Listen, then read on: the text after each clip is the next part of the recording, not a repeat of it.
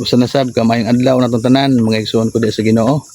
Ani ana sad ta sa ato ang pagtuon o pagmamalandong diya sa pulong sa Ginoo mga igsoon.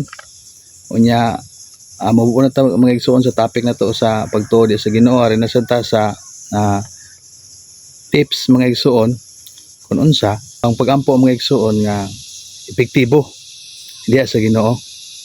Mao na karon natong topic mga igsoon kung unsa ang pagampo nga mga tips sa pagampo mga igsoon ba nga ang dunggon sa Ginoo gid epektibo kayo ang imong mga pagampo. Una mga igsoon nga tips nga imong buhaton diya sa Ginoo, mga jud kag pasaylo sa imong mga sala. Kay ang sala mga igsoon mao na nakahatag og salimbong nga dili dunggon sa Ginoo ang imong mga pagampo. Kay mabasa din na sa Isaias 59:2 nga nagaingon diri mga igsoon akong basahon.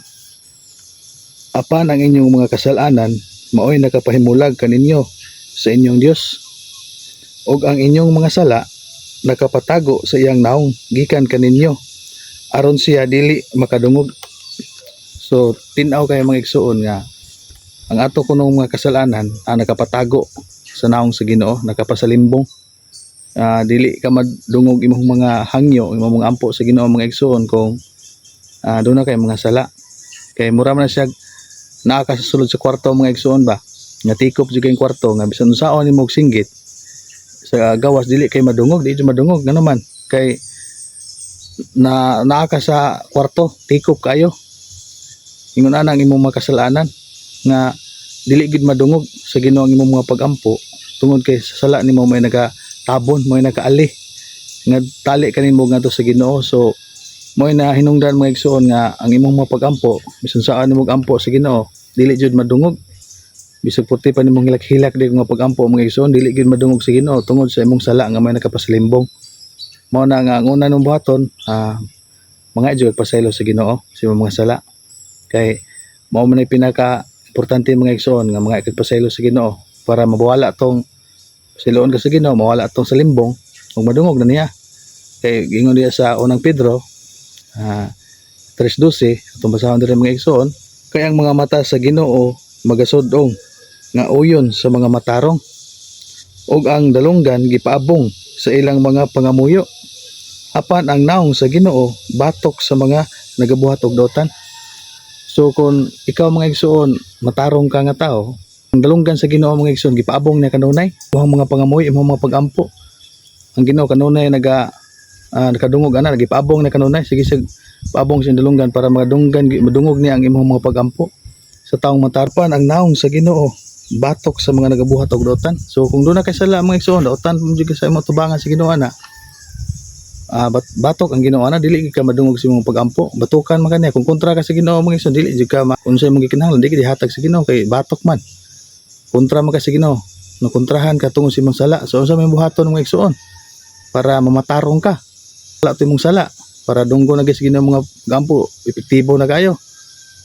Ang imong buhaton mga igsoon mangayo kag pasaylo sa Ginoo, isugid nimo sa Ginoo ang imong mga kasalanan nga mabasa diya sa unang Juan 1:9 nagaingon diri mga igsoon akong basahon, kung isugid ta ang atong mga sala siya kasaligan ug makatarunganon nga tungod niya na mupasaylo siya sa atong tanang pagkadili makatarunganon. So dili ka matarong sa tubangan sa Ginoo mga igsoon unta, pero kung imong isugid sa Ginoo imong sala ang kuno nimo ba sa Ginoo imong kasalanan, siya kasaligan gayud. Iya jud kang pasayloon sa imong sala mga igsoon, ug hinluan ka sa dili nimo makatarunganon sa tubangan. Katong mga nasalimbong mga igsoon ihan ang tangtangon basta mga kag pasaylo sa Ginoo, sugid nimo sa Ginoo imong mga sala. Ang kunon Ginoo mga igsoon sa Ginoo imong mga sala sama sa gibuhat ni Salamista David, si King David nga iyang gisugid sa Ginoo iyang mga sala wa na tague. So Ginoo sa Ginoo himo sang matarong, mabasa na sa Salmo. Nangingon diri sa Salmo 32:5, ingon siya po si Salamista David, giila ko ang akong sala nganha kanimo ug wala ko tague ang akong mga kasalanan. Mingon ako, isugid ko sa Ginoo ang akong mga kalapasan ug imong gipasaylo ang pagkadautan sa akong mga sala. So kung mga ikagpasaylo mga igsoon, sumalas ng mga basa karon, Pasiluon kay sa Ginoo. So matarong na kasi tubangan. Matod pa sa unang Juan 9. Kung ilhon lang nimo mga igsoon ang imong kasalanan, siya kasaligan gayon.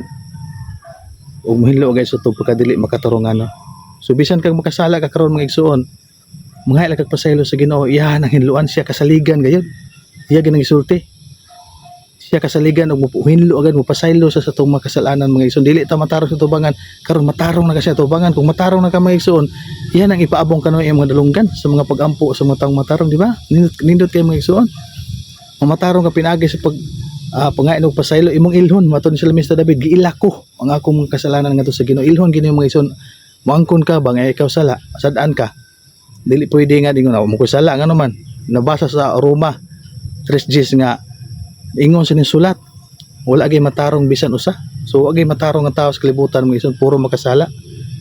Yan ingon pag sa Roma 3:23 nga sanglit ang tanang nakasala ug nakabsan sa himaya sa Dios. So sumala sa Isaiah 59 videos tong gibasa, nasa limbong nga na tungod sa imong sala. So nakabsan ka sa himaya sa Dios, nahimulag na ka sa Ginoo mga igsoon, dili na ka connection. Inyong relasyon sa Ginoo mga igsoon putol na.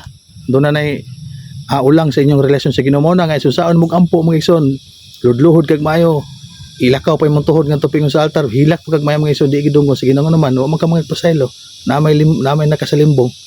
So usa na ka hinungdan mga igsoon nga dili gid epektibo ang mga pagampo tungod kay wala ka mga pasaylo sa Ginoo.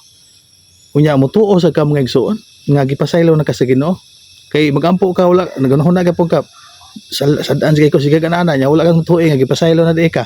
Sumala sa gingon na isugid lang nimo imong mga sala sa kasaligan gayud. Ug minlo agay sa tong pagkadili makaturunganon. So kung mga nagpasaylo tuhoy nga nahinlo na ka, limpyo na ka, matarong ka sa tubangan sa Ginoo. Ug mao na nga nagampo niyo mga igsoon epektibo kay mga prayer. So mao na nga akong ikadasig mga igsoon, kung gusto tag epektibo kay mga pagampo, kanang mga tips na kung gihatag mga igsoon mao na buhatan ninyo. Unya padayon lang gyapon ta mga igsoon sa pagsunod ini atong karon nga gihimo para doon na pagiti makuha ang mga pagtulunan niya. Daghan kay salamat. Ang Ginoo mga panalangin gihapon atong tanan.